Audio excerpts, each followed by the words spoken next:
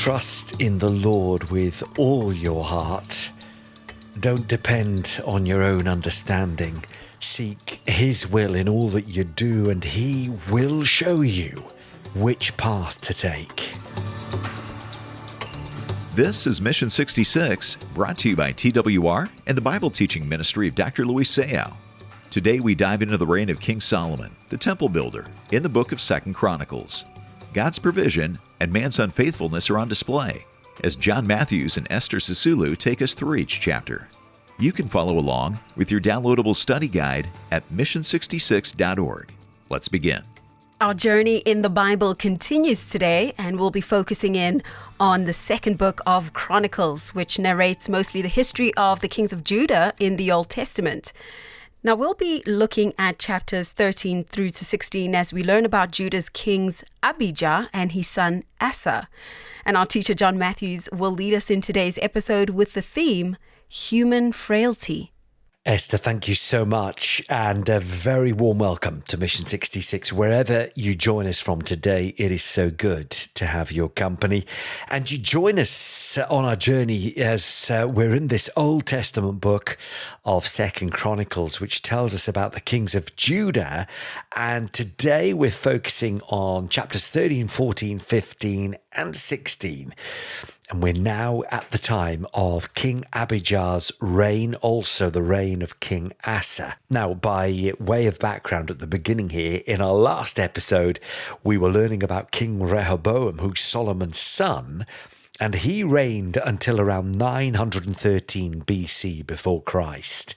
Well, he had a son called Abijah, and he was next in line to become the king of Judah. Now, we don't have too much information about him in the book of Kings, but here in Chronicles, Abijah is described in more detail, which apparently was provided by the writings of the prophet Iddo, who lived during this time span, but whose writings didn't become part of the Bible itself. Now, in this text, Abijah of Judah rises up and goes to war against King Jeroboam of Israel. By now, Israel in the north was divided against Judah in the south. And last time we found out that it was God himself who brought about this schism, this divide. And so it was called the divided kingdom. He told the people of Israel and Judah not to go to war against each other. But Abijah, well, he took it upon himself to go to war against Jeroboam, even though he was outnumbered 2-1. So let's read chapter 13, starting at verse 4. Then Abijah stood up on Mount Zebaraim, that is in the hill country of Ephraim, and said, Hear me, O Jeroboam, and all Israel. Ought you not to know that the Lord God of Israel gave the kingship of Israel forever to David and his sons by a covenant of salt? Yet Jeroboam the son of Nebat, a servant of Solomon, the son of David, rose up and rebelled against his Lord, and certain worthless scoundrels gathered around him and defied Rehoboam the son of Solomon, when Rehoboam was young and irresolute and could not withstand them. And now you think to withstand the kingdom of the Lord in the hand of the sons of David, because you are a great multitude and have with you the golden calves that Jeroboam made you for gods? Have you not driven out the priests of the Lord, the sons of Aaron, and the Levites, and made priests for yourselves like the peoples of other lands? Whoever comes for ordination with a young bull or 7 rams becomes a priest of what are not gods. But as for us, the Lord is our God, and we have not forsaken him.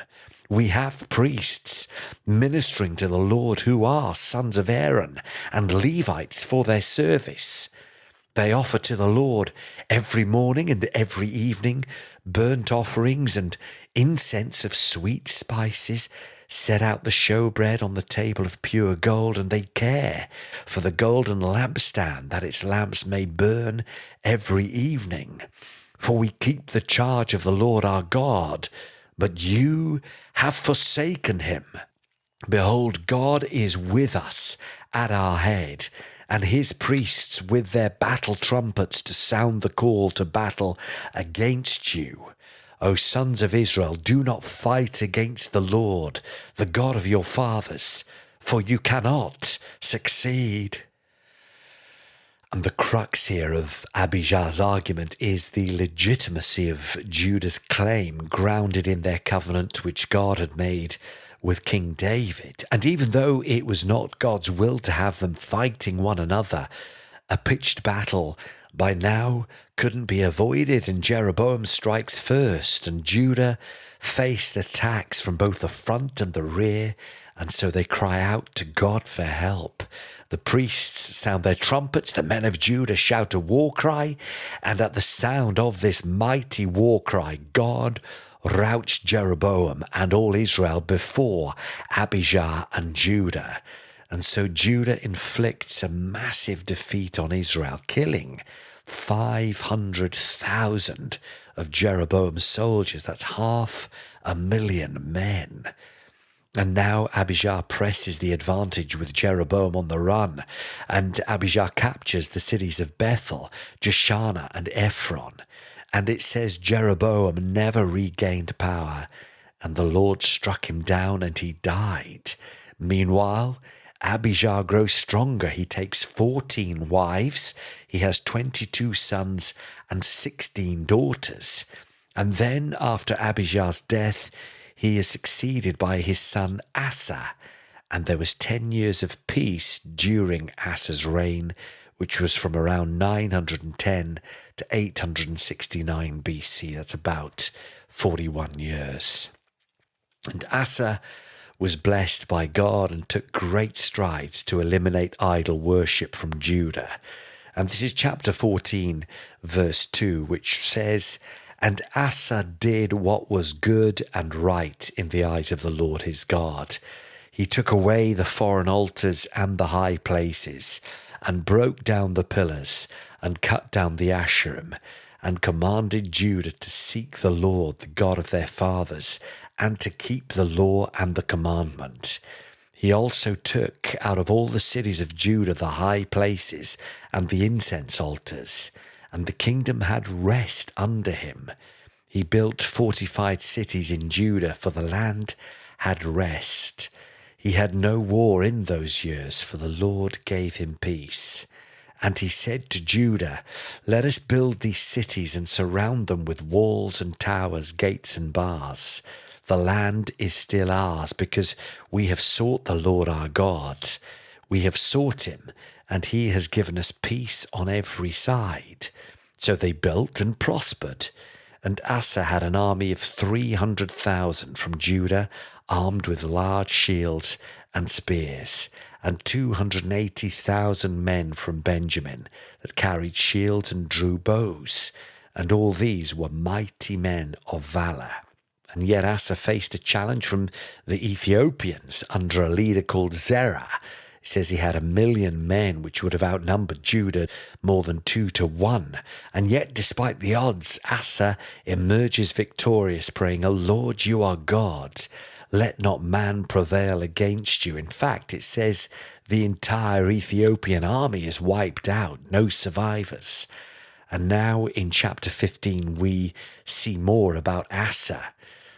"The Spirit of God," says verse 1, "came upon Azariah the son of Oded, and he went out to meet Asa and said to him, Hear me, Asa, and all Judah and Benjamin.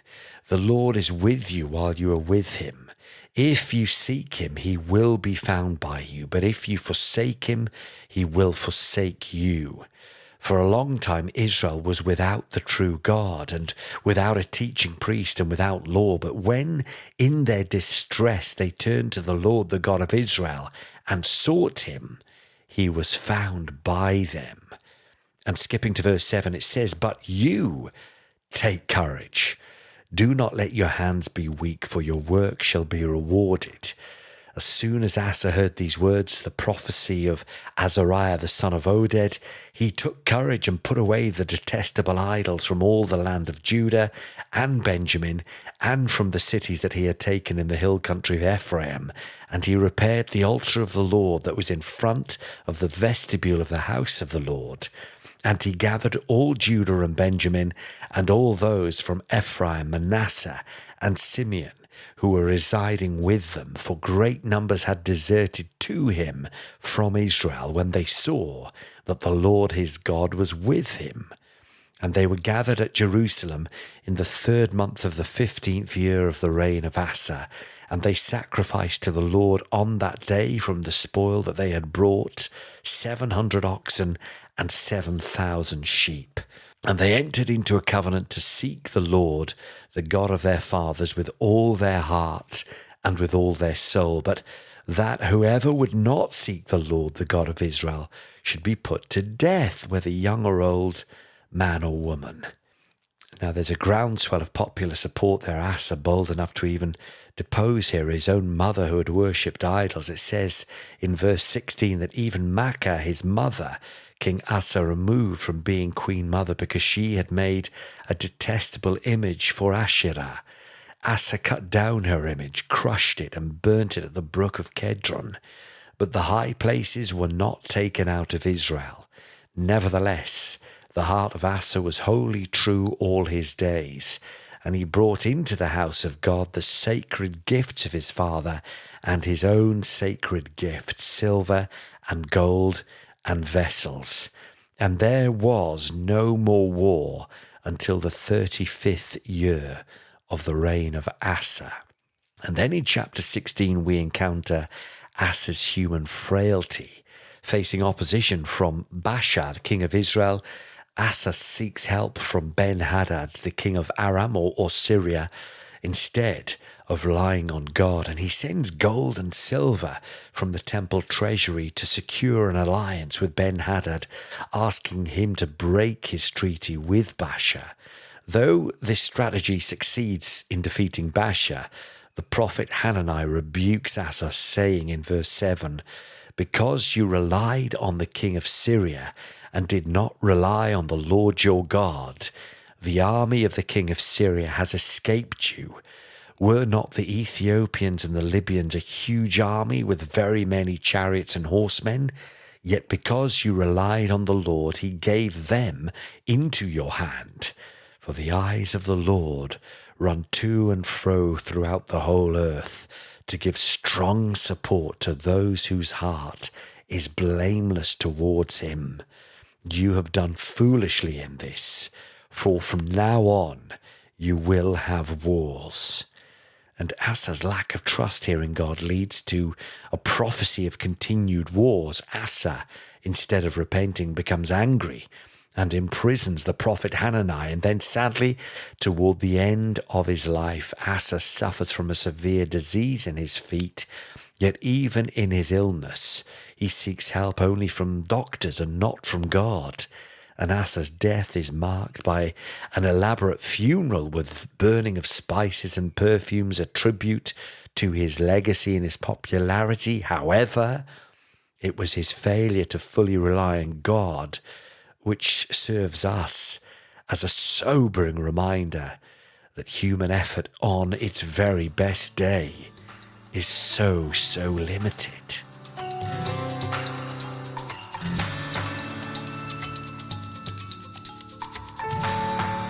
This is Mission 66, and it's so good to be with you today, friend, as we look in the second book of Chronicles, chapters 13 to 16.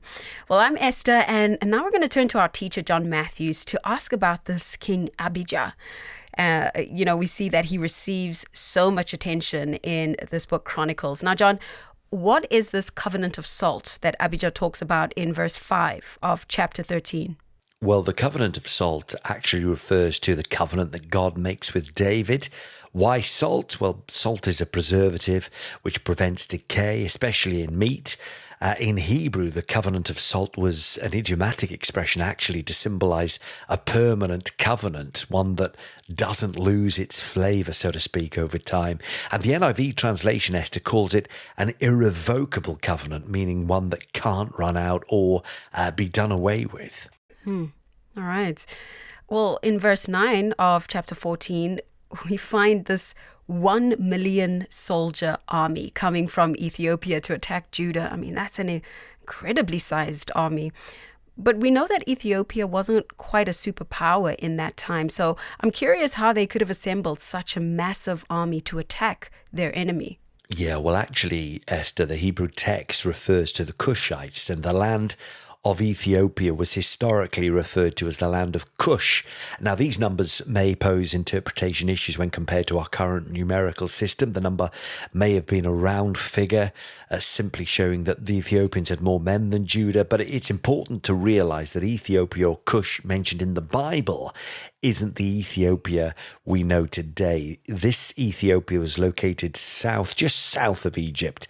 And what's happening here is that Egypt was actually, it seems, the power behind this military campaign. They had a general from the southern region closer to what is now Sudan leading their forces. So this Ethiopian general, I would imagine originating from Sudan, is commanding an Egyptian army. And so it's another instance of Egypt's geopolitical interest in controlling the region of Palestine and indeed Israel. Very interesting. Well, I do have another intriguing question. Okay, at the end of chapter 16, it does mention that King Asa's illness was in his feet, and he was criticized for relying on physicians. Now, I can imagine that you know what I'm going to ask here, John. Do you think that this means that we shouldn't go to a doctor when we're sick? No, absolutely not. There's a reason why there are doctors and a medical industry. We're human, subject to all kinds of frailties and illness. And we gain medical advice through the wisdom and the learning that the doctors have.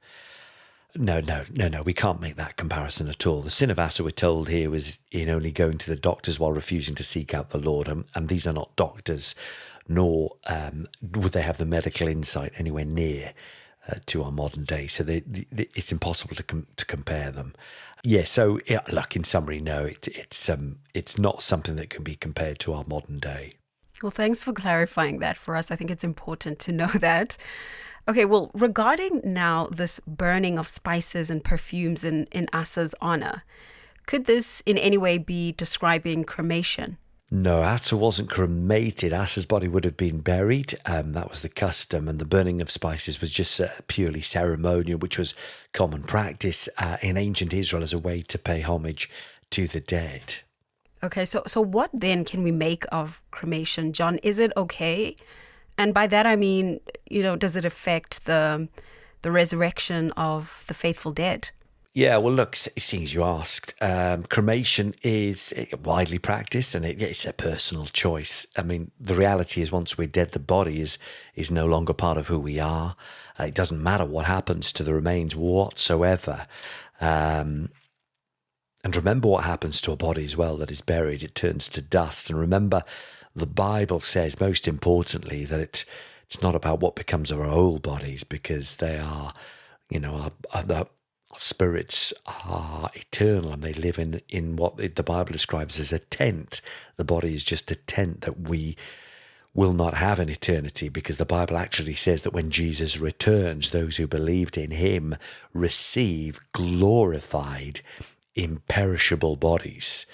And so the old body will be done and dusted, and we'll have nothing more to do with that. We receive new bodies that will never, ever, ever become sick, ill, or deteriorate. Yeah. Well, that was really good. And I think that's such an encouragement for us who are trusting in the Lord, waiting for that day where we'll be given our glorified bodies. But let's look back at the text now, because earlier Asa trusted God when he'd been facing off against Zerah, the Ethiopian prince. But then later we see that he made this political alliance with Syria when the northern kingdom of Israel wanted to wage war against him. So what was that about? Why this shift, right? Trusting in God one moment and then suddenly relying on foreign allies the next? What do you think his play was here? I don't know. I mean, look, if we put ourselves in that situation, we do that all the time, don't we? We see God do a miracle for us one day, but we're perhaps afraid he might not do it again. So we need to answer our prayers in our own way, and we circumvent situations. We get involved and try to accelerate them. And so, the reality is, as human beings who are fallen and prone to wander and prone to relying upon our own strength if things aren't happening, one person can act righteously or rightly and trusting in God in one situation and fall in the very next. And in Asa's case, when faced with the Ethiopian army of 1 million men, he realizes he has no chance. It was like Elijah confronting the 450 prophets of Baal. He knew he needed divine intervention. But in this scenario, Asa is opposing Israel and his faith failed, and he starts relying on human strategy, and he makes an alliance with Syria. And God rebukes Asa for doing this, but it does indicate that Asa had, I suppose, his faith was rocked, and he didn't have the faith in God as he neared the end of his life that he had when he was younger. Jeff, how many of us could actually attest to that? I mean, my hand is up first. Well, John, thank you so much. That was a really great look through the book of 2nd Chronicles, those chapters in particular. So what are the key takeaways that we can get from these chapters? Yeah, well, Esther, 2nd Chronicles 13 to 16, it's dealing really with human frailty. King Abijah feels that he has to force Israel back into line through human effort. And while his son Asa initially trusts God, such as when he gets the victory over the massive Ethiopian army, his reliance on human solutions in latter years speaks about his failing faith in God. In his earlier reign, Asa had sought God's guidance, eliminating idol worship and fortifying Judah during a period of peace. However, when he's faced with conflict against Israel's king Baasha, Asa turns to an alliance with Syria instead of seeking the help of God. And that decision leads to a rebuke from the prophet Hanani, who reminds Asa of his earlier triumphs when he had trusted God. But towards the end of his life, Asa suffers a severe foot disease, but he seeks help from physicians alone, neglecting to turn to God. His error was not in consulting doctors. No, but in failing to seek God alongside medical assistance. Solomon it was himself who wrote in Proverbs chapter 3, "Trust in the Lord with all your heart. Do not depend on your own understanding. Seek his will in all that you do, and he will show you which path to take."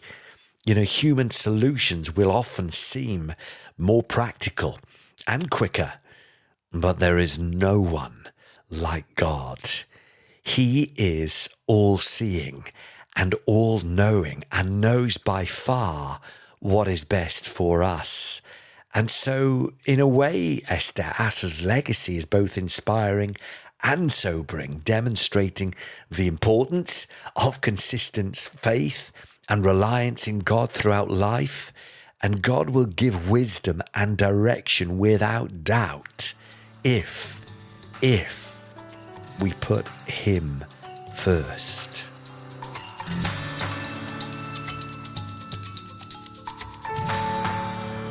Well, that certainly is a great way to end off today's episode of Mission 66. And we're definitely looking forward to the continuation of this exciting study through 2nd Chronicles.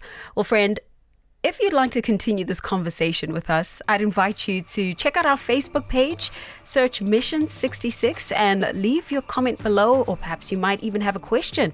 We'd love to engage you on that, and you can be part of our global community where we are indeed sharing the truth of God's Word. Well, I'm Esther for our entire team saying looking forward to next time. As we close today's program, take a minute to download your free study guide. You'll be able to follow along every single day. Plus, you can engage with the reflection and application questions so you can apply the teaching to your life. It's a great companion resource to the audio Bible teaching of John Matthews and Esther Sisulu. To get your free study guide, visit mission66.org. That's mission66.org. You can also support the ministry of Mission 66 when you visit the site. Your gift makes it possible for this great teaching to be heard in many languages around the world. Mission 66 is a ministry of Trans World Radio in partnership with Dr. Luis Sayao.